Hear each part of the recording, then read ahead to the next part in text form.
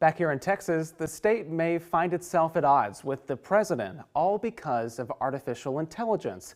The state has a new law going into effect on January 1st, regulating the use of AI, but that could conflict with what President Trump laid out recently in an executive order. Here to talk more about his reporting into all of this is Paul Cobbler with the Texas Tribune. Paul, welcome back to our show. Hey, Will, thanks for having me again. So earlier this year, Texas passed one of the broadest attempts to regulate AI across the country. So let's start there. What exactly will that do when it goes into effect in just less than 2 weeks? Yeah, the state is really kind of on the forefront of regulating AI across the country. We're one of only a handful of states that have passed laws like this.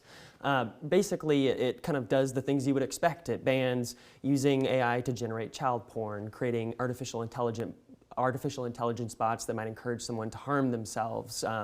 Also, like letting the government use it to assign social scores for people, like creating sort of a database of everybody based off of what AI can gather on you. So kind of all of the sort of doom and gloom Terminator stuff that you probably don't want your AI to do. And just in generally, a pretty comprehensive law there too. How could that potentially go against what President Trump laid out in that executive order just last week? Yeah, so President Trump in his executive order, in justifying it, he said that the reason he needed to do this is to have a kind of blanket sort of laws across the country.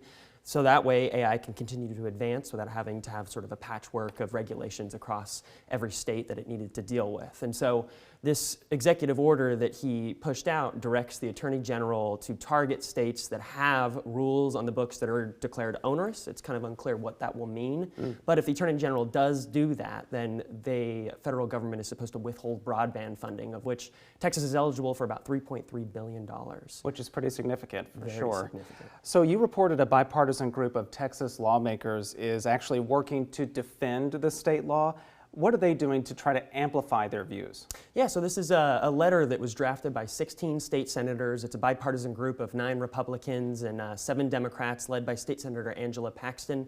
In this letter, they basically just asked Senators John Cornyn and Ted Cruz to not pursue this. Kind of on both sides, Ted Cruz has been sort of a proponent of this, tried to insert it into the big beautiful bill in June.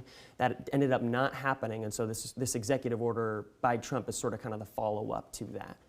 Okay, so you can read more about Paul's reporting into this on the Texas Tribune's website, so I'll direct you there. But Paul, thanks again for joining us, and happy Friday. Yeah, thanks for having me, Will. Happy Friday. All right.